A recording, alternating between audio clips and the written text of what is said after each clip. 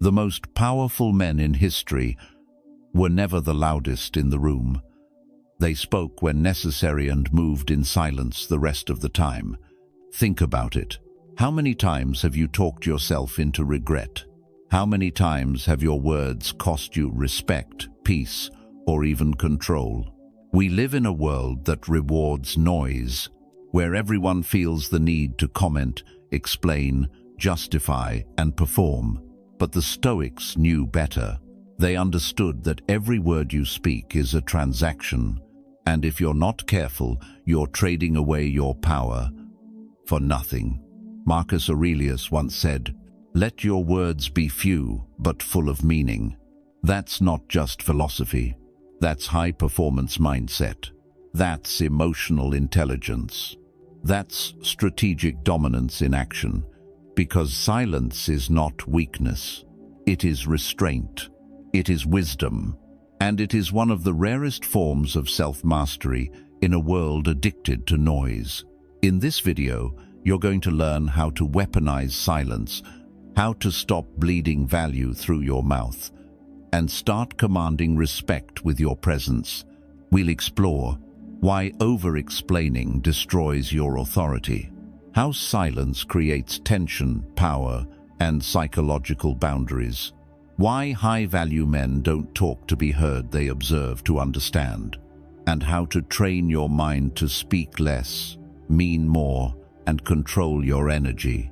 This isn't about being mysterious.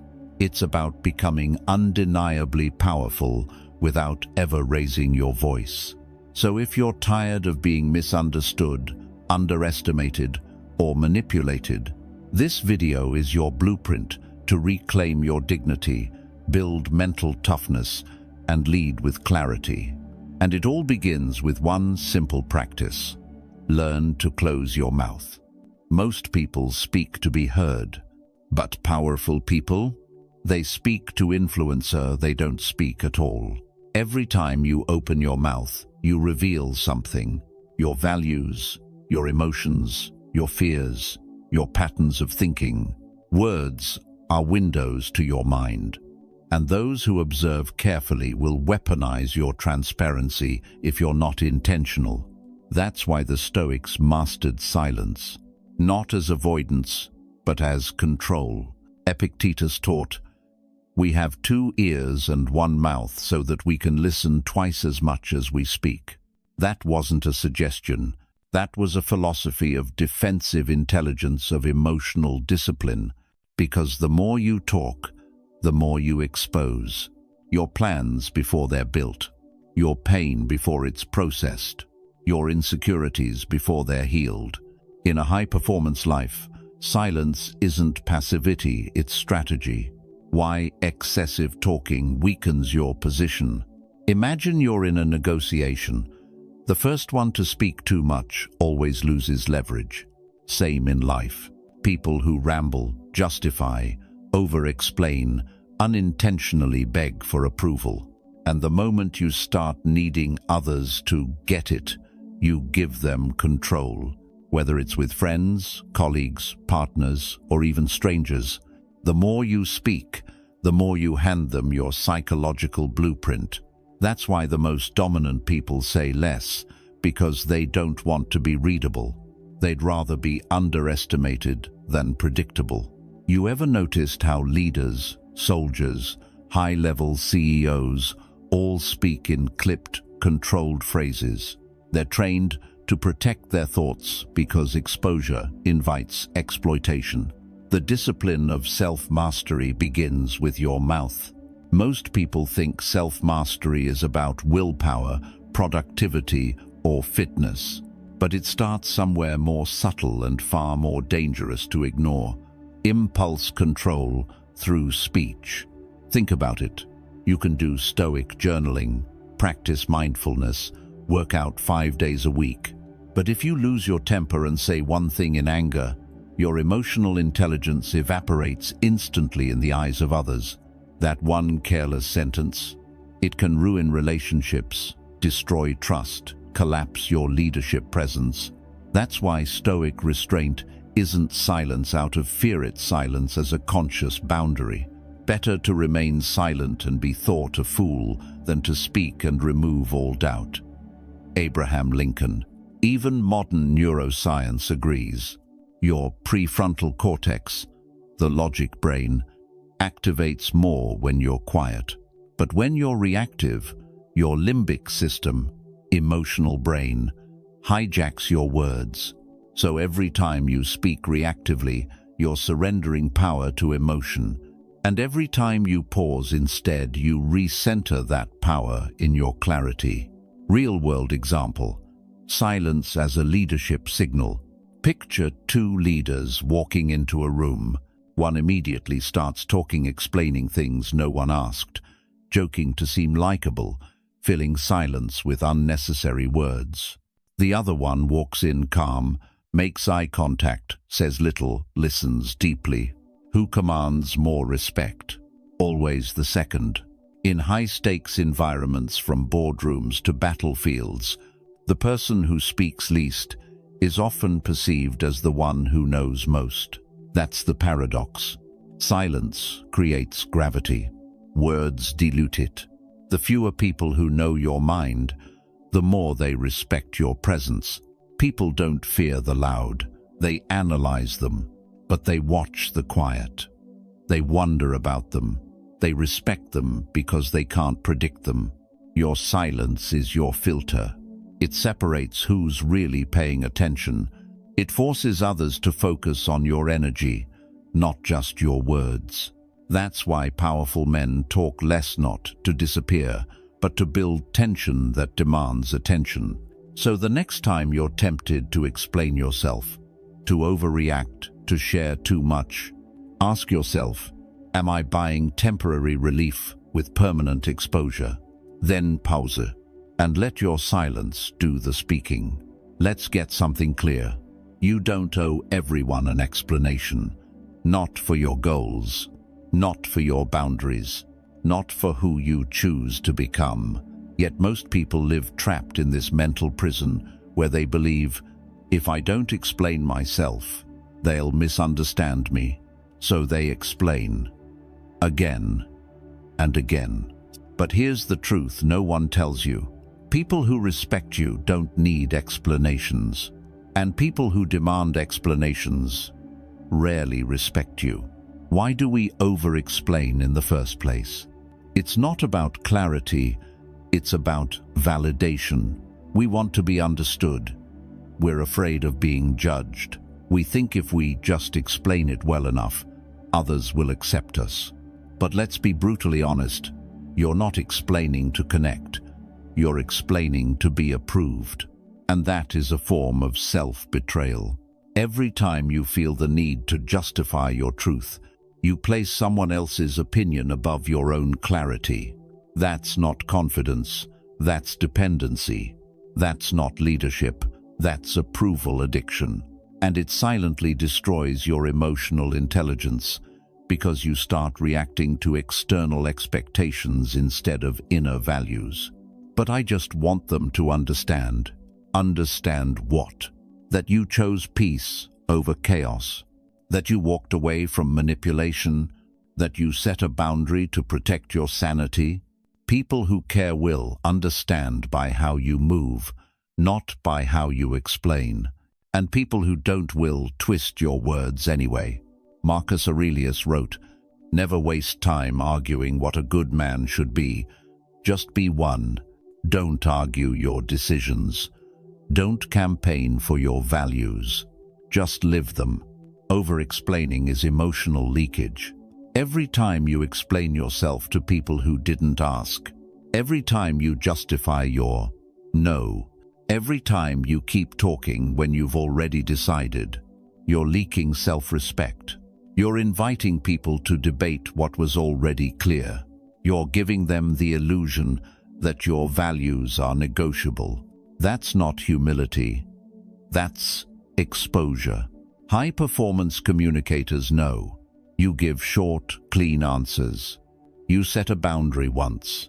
You let your actions speak, and if needed, you repeat, not explain. When you over-explain, you weaken your boundary. Imagine this. You say, I can't make it tonight. And instead of leaving it there, you spiral. I've just had a long day, and I really need rest, and I've got this project tomorrow. Guess what? You just made your boundary sound like a burden. Now the other person thinks it's negotiable. Now they think if they push harder, they can change your mind. Now you're in a corner you built with your own words. Stoics don't build boundaries out of fear. They build them with clarity and defend them with silence. The less you explain, the more weight your words carry. Think of the most respected people you know. Do they over-explain themselves? Do they chase everyone's understanding? Or do they speak briefly, clearly, and let the rest sit? That's the difference between noise and gravity. Over-explainers are like static, always on, always anxious. But those who speak with restraint, they feel like presence, like authority. Because the less you explain, the more it feels like you don't need to be understood to move forward. And that's real power. From this moment forward, remember, you don't need permission to protect your peace. You don't need approval to change your life. And you definitely don't need to explain your worth to people who can't recognize it. Over-explaining is not kindness. It's a silent form of begging. And the Stoic path is simple. Speak less, move cleaner. Let clarity become your voice. Let's be honest. The world doesn't respect noise. It respects weight. And weight doesn't come from volume. It comes from restraint. You've seen it before. The person who walks into a room and says very little, yet everyone leans in when they finally speak. That's not luck. That's not personality. That's the power of strategic silence. Why do fewer words carry more power? Because when you speak less, every word matters. There's no fluff, no insecurity, no desperate need to fill the space. You create tension, and people are psychologically wired to respect the person who controls the tension. The strong move in silence. Only the uncertain keep proving themselves. Stoic reflection. When you speak with precision, people listen with intention. They know you won't waste their time. They know you're not talking to be liked, you're talking to be clear. And that changes the entire power dynamic. People who talk too much give away too much. Every extra word is a window into your emotional state. Rambling shows insecurity. Over-clarifying reveals doubt. Justifying means you're not fully sure of your own decision. In psychological warfare, the one who reveals less wins more. Speaking less is not about being cold or distant. It's about mastering self-regulation and building psychological boundaries that signal strength without saying a word. The Stoic standard. Speak with intention, not impulse. Epictetus said, "We have 2 ears and 1 mouth, so that we can listen twice as much as we speak." This isn't just poetic, it's tactical. When you speak impulsively, you let emotions lead. When you pause, observe, and then speak, you lead with clarity and control. That is high-performance communication. And in leadership, relationships, negotiation, clarity is king. Confidence is felt, not declared. The most confident men don't need to say they're confident. They don't need to explain their values or prove their knowledge. They speak like this: "That won't work for me. I hear you. Number." And they leave it at that. No story, no guilt, no performance. Just clean energy, clean decisions, clean presence. And the room adjusts to them, not the other way around. You command by conserving. In battle, a general who wastes troops is seen as reckless. In life, a man who wastes words is seen as undisciplined. Speaking less is conserving your emotional energy. It's refusing to give pieces of yourself to people who haven't earned it. It's choosing dignity over desperation. And that kind of composure, that's rare. That's Stoic. Here's what happens when you speak less. People lean in instead of tuning out. Your no becomes unquestionable. Your feedback hits harder, even if it's short. Your presence feels intentional, not accidental. This isn't about being quiet. It's about speaking with such precision that your silence in between becomes louder than everyone else's noise. Final thought. From this point forward, ask yourself, am I speaking to express my truth or to manage someone else's reaction to it? If it's the latter, stop, breathe, and remember, you don't need to be loud to be heard. You need to be clear to be respected. That's the Stoic way, and that's how you speak less, but command more. The moment you start speaking less, protecting your energy, and living with quiet power, people will test you. They'll poke, they'll provoke. They'll say things like, "Why are you so quiet lately?" "What? You think you're better than us now? You've changed." As if that's a bad thing. Why? Because your silence is unsettling to the insecure. Your calm makes their chaos more obvious, and your restraint exposes their lack of it. Testing is a sign you're rising. You're no longer predictable. You're no longer emotionally available on demand, and that disrupts the power dynamic they were comfortable with. People don't test those beneath them. They test those they secretly feel threatened by. Let that sink in. The Stoic doesn't see testing as conflict. He sees it as a sign he's walking a higher pathone that requires emotional intelligence and self-mastery. When they try to provoke you, what do? Here's what the untrained mind does. Defends, justifies, reacts emotionally, tries to explain their silence. But here's what the Stoic mind does. Nothing. It observes. It holds the boundary, and it lets time reveal the truth. Because when you engage with provocation, you reward it. You validate it. You teach people, if you poke me enough, I'll break character. But when you stay still, truly still, you become the mirror they can't manipulate. Restraint is not weakness, it's dominance. Restraint says, I see what you're doing. I simply don't respond to it. I'm not here to educate you or fight for understanding. I control my reactions, not you. This is psychological Aikido. You take their force and let it collapse under its own weight. As Epictetus taught, if you are ever tempted to look for outside approval, realize that you have compromised your own integrity. You don't prove yourself to anyone. You don't react to bait. You don't explain your stillness, because that stillness is your strength. People will test you with disrespect, especially when you stop tolerating it. Expect backlash when you stop being a doormat. Expect discomfort when you enforce new standards. Expect loneliness when you choose dignity over approval. But also expect clarity and self-respect and freedom. People who used to manipulate you with guilt or noise will panic, because their control never came from strength, it came from your silence being unconscious. Now your silence is strategic, and that changes everything. How to respond when tested. 1. Pause. Buy yourself space before responding. 2. Breathe. Center your nervous system before acting. 3. Speak with clean energy if at all. A single no is often enough. 4. Withdraw attention. Your energy is currency.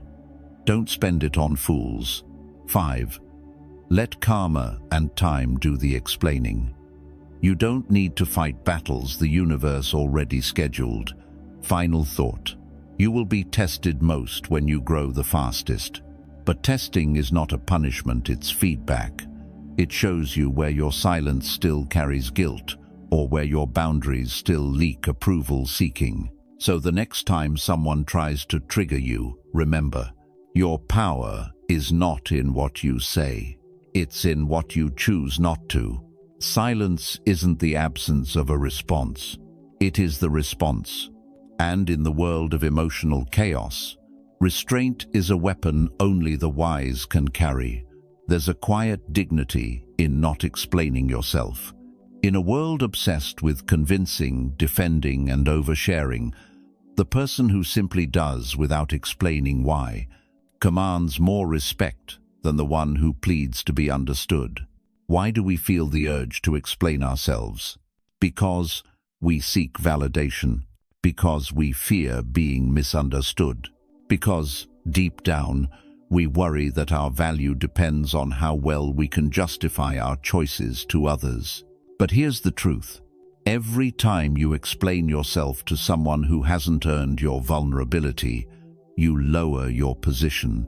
You move from decisive to defensive, from strong to uncertain, from leader to follower of their opinion. And the more you try to make them understand, the less they respect your conviction. You are not obligated to justify your peace. Let this land deeply. You don't have to explain why you walked away, why you went silent, why you started over, why you chose solitude, why you now protect your time and energy like a fortress. These are not things to explain. These are things to embody. Waste no more time arguing what a good man should be. Be one. Marcus Aurelius. In Stoicism, your virtue is measured not by your words but by your conduct. The most powerful message is delivered in silence. Here's a paradox. The more you talk about what you'll do, the less people believe you. But when you just do it without announcement, without performance, you become undeniable. That's the principle of executive presence. People don't follow noise. They follow quiet confidence. They follow results. How to lead with action, not explanation. 1. Be clear with yourself first. When your decision is clean, you won't need approval. 2. Act swiftly. Delayed action often invites doubt and debate. 3. Speak briefly and only once. Repeating yourself dilutes power. 4. Let time speak. The truth always echoes longer than your explanation. Think like a mountain. Solid, silent, immovable. Your actions are the earthquake felt deeply, not loudly. Silence plus results equals irrefutable power. You don't need to convince your ex you've changed. Your new life will show it. You don't need to prove to your critics that you're strong. Your unbothered peace will expose their weakness. You don't need to debate your worth. Your boundaries will define it. Let your growth humble them. Let your presence correct them. Let your glow-up make their words obsolete. This is emotional intelligence in its highest form. Refusing to fight for validation because your life already validates you. Final thought. You can spend your energy defending your decision to those who don't matter. Or you can pour that energy into building a life that makes those conversations irrelevant. One path leads to exhaustion. The other leads to elevation. Choose the Stoic path. Be brief, be firm, be done. Because at the end of the day, the loudest voice in the room isn't the one who talks the most. It's the one whose actions speak long after they've left.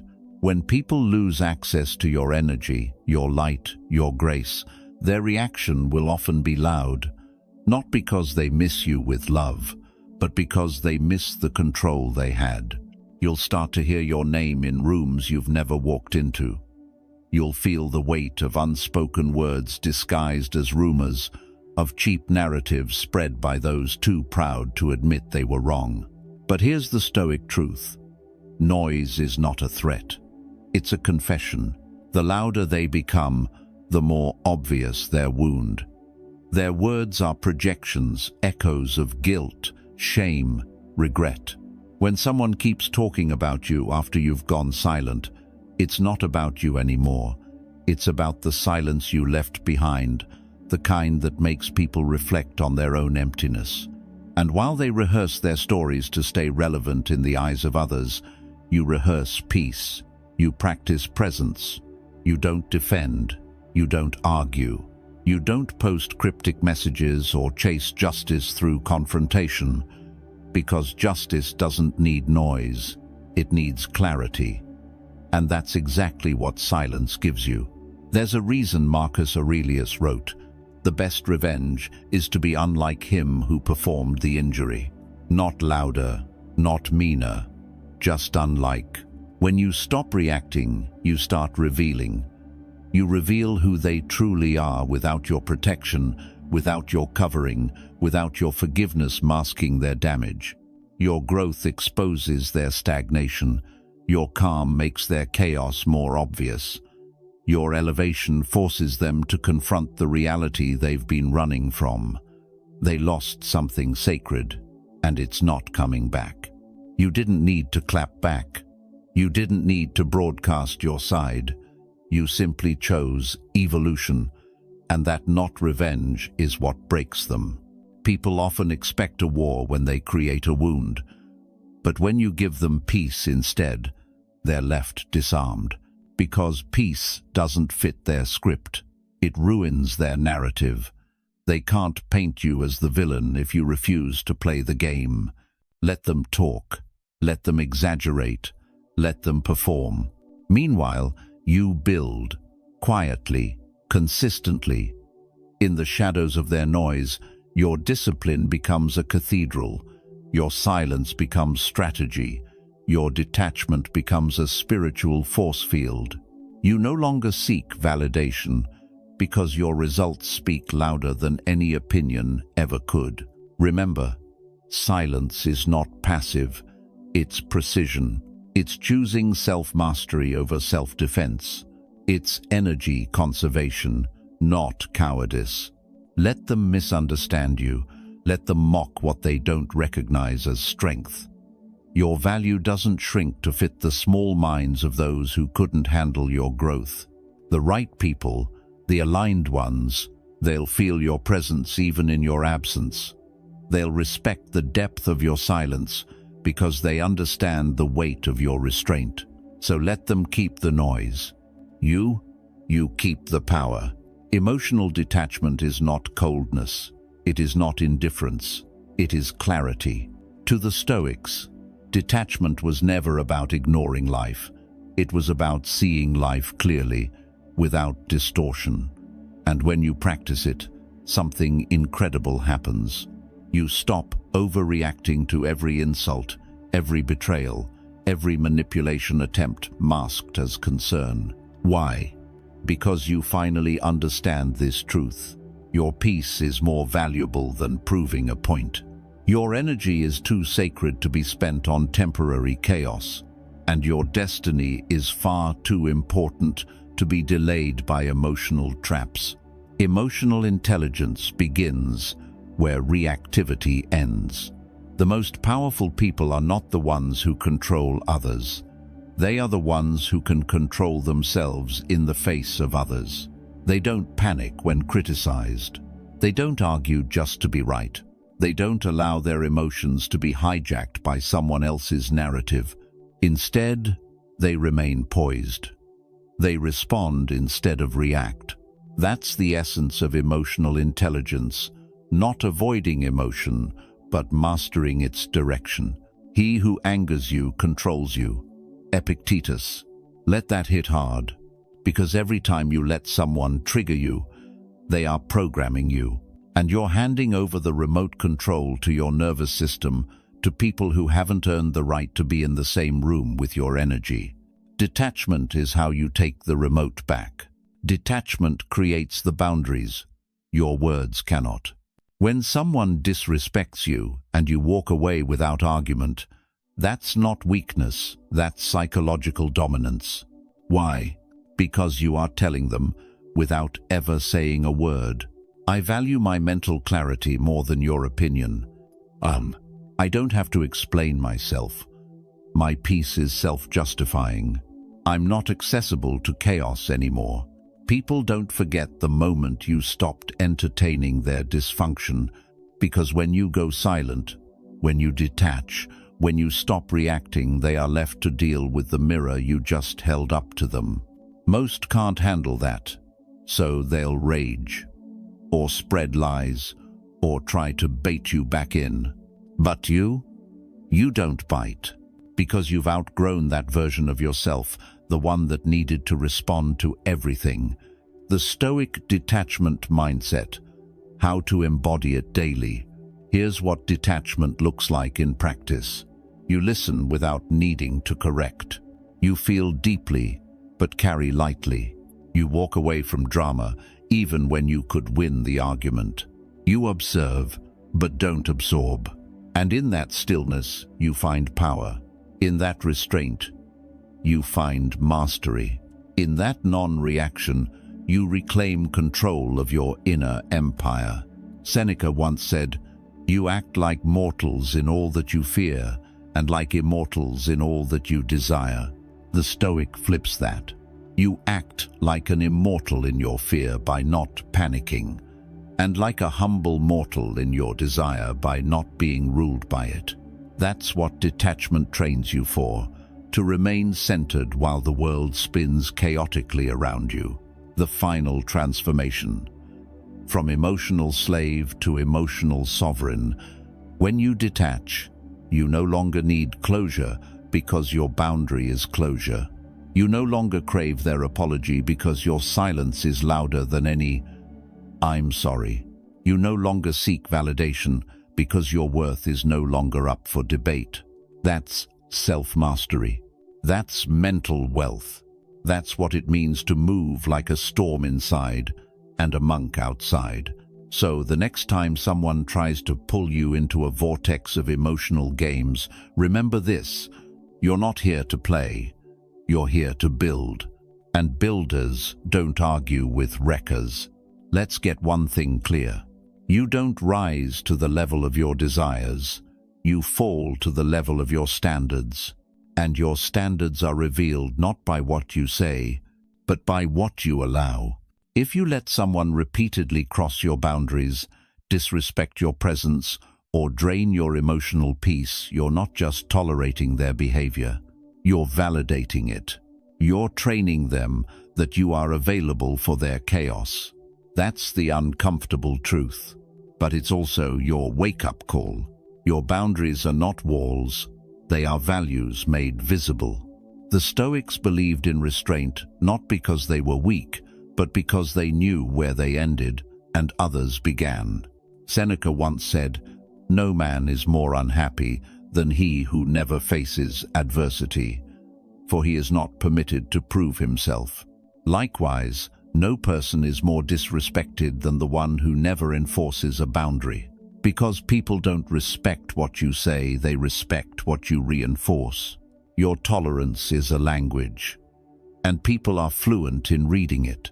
When you keep letting that friend belittle you, that partner manipulate you, or that boss walk all over your dignity, you are subconsciously whispering, "This is okay. Keep going." But it's not okay, because every time you let it slide, your self-worth silently takes the hit. The lie of being nice and why it's killing your confidence. You were probably taught to keep the peace, to avoid conflict, to be the bigger person. No, but being the bigger person doesn't mean being the invisible person. Being calm doesn't mean being complicit. Niceness without boundaries is self-betrayal dressed in virtue. It's emotional people-pleasing masked as morality. And over time, it erodes your sense of power, value, and self-respect. The Stoics had a word for this inner erosion. Akrasia, the state of acting against your better judgment. And when you consistently allow what you know is wrong, you become complicit in your own disrespect. That's not humility. That's spiritual self-harm, reclaiming your standards. The Stoic way. So, how do you shift? It begins by realizing this truth. Every act of tolerance is a silent vote for the future you'll have to live with. So, choose wisely. Start by making a silent but firm declaration. I no longer explain myself to those committed to misunderstanding me. I don't shrink to fit rooms that were never built for my growth. I don't engage where I'm tolerated. I invest where I'm valued. This isn't arrogance. It's psychological self-respect. It's emotional intelligence wrapped in discipline. You are the gatekeeper of your energy, and it's your responsibility, not theirs, to guard it. High standards make people uncomfortable. Keep them anyway. Yes, when you raise your standards, some people will walk away. Let them, because the ones who benefited from your silence will never celebrate your voice. You will be called cold. You will be labeled selfish. But in truth, you're simply evolving into someone who refuses to bleed for those who wouldn't even hand you a bandage.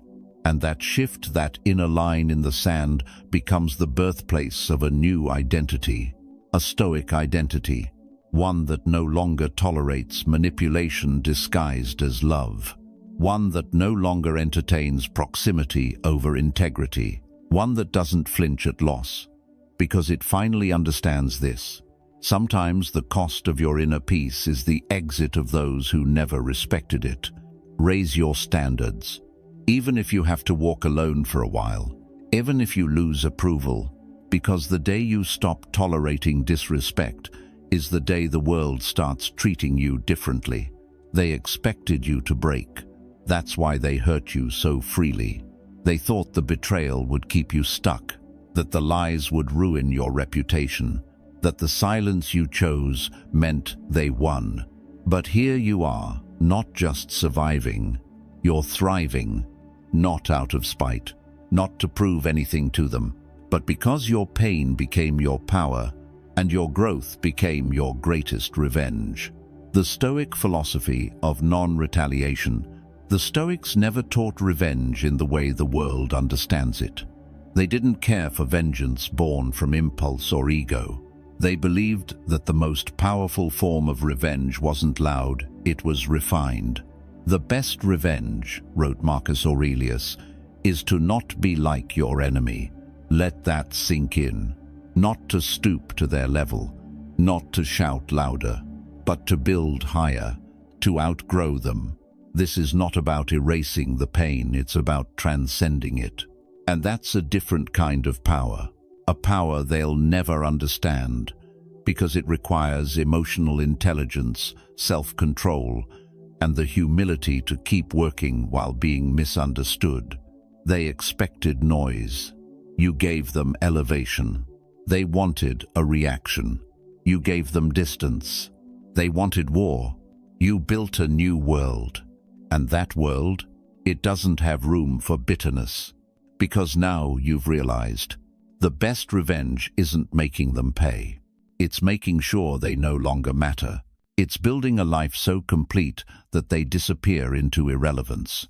Your success doesn't need to scream. It's written in the discipline they lack, in the habits they mock, in the results they envy silently. Success as self-redemption. Here's the truth no one tells you. You don't owe them revenge. You owe yourself redemption.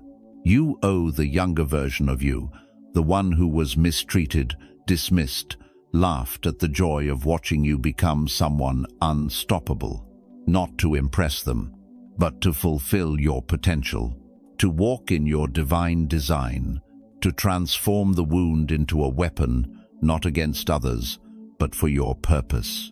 That's what Stoic revenge looks like. No theatrics, no shouting, just pure, unshakable growth. You don't win by fighting. You win by evolving. Let them say what they want. Let them keep guessing about how you're doing. Let them tell the same stories to the same crowd, because while they rehearse their gossip, you rehearse excellence. You're not who you were when they hurt you. You've outgrown that chapter, and you've stopped rereading it. And now, you walk differently. You talk differently. You no longer chase, you attract. Not because you learned a trick, but because you became the truth. Your glow isn't revenge. It's reflection of work, of healing, of character. And the best part? You did it all without saying a word. You don't need to chase justice. You don't need to prove the truth. And you absolutely don't need to waste your energy trying to expose anyone. Because life has a law. And that law doesn't need your help to be enforced. It's called karma. And karma doesn't miss. The Stoic detachment from outcome, Epictetus said it best. It's not what happens to you, but how you respond to it that matters. The Stoics didn't believe in wasting time on retribution. They believed in energy conservation. And that's exactly what emotional intelligence looks like. You don't argue with people committed to misunderstanding you. You don't fight battles that rob you of peace. You don't chase closure from those who are proud of your pain. You stay still. You grow silently. You let the storm pass, and you let truth reveal itself in time, because it always does. While they plot, you build. There's a saying, karma is not a punishment. It's a mirror. End quote. You don't need to shout. You don't need to scheme. You just need to step back and stay aligned. Because when you stop reacting to them and start investing in you, your light becomes louder than your lips. Your transformation becomes your testimony, and their lies collapse under the weight of your success. Let them gossip. Let them manipulate. Let them play their games. Meanwhile, you write your book, build your body, raise your standards, level up your finances, fortify your mind. That's how karma works. It doesn't just punish wrongdoers, it rewards those who stay in alignment with their values. Spiritual strength is silent but unshakable. Silence isn't weakness, it's strategy. When you stop trying to control how others see you, you reclaim all the energy that was leaking through your wounds.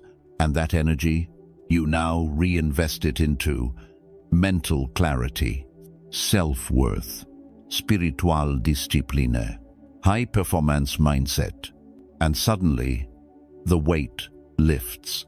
Not because the world is lighter, but because you've become stronger. Letting go is not giving up, it's rising up. They wanted your destruction to define you, but you chose discipline instead. They wanted you bitter, but you became better. And that decision to let karma work while you work on yourself will take you to places revenge never could. Because real power doesn't chase applause. It doesn't fight for attention. It just shows up, fully healed, fully grounded, and completely unbothered. That's what Stoicism teaches us. The strongest revenge is not to harm them. The strongest revenge is that they no longer have the power to touch your soul. They hurt you. They lied about you. They tried to bury you. But what they didn't realize was that you were a seed, and in the dark, in silence, you grew roots. You rebuilt your spirit. You mastered your mind. And now, you rise, not with vengeance, but with vision, not with rage, but with unshakable calm, not to prove them wrong, but to prove yourself unstoppable. This is what it means to walk the Stoic path, to suffer with dignity, to heal without noise, to win without applause, to live so well that karma doesn't have to say a word because your life already spoke volumes.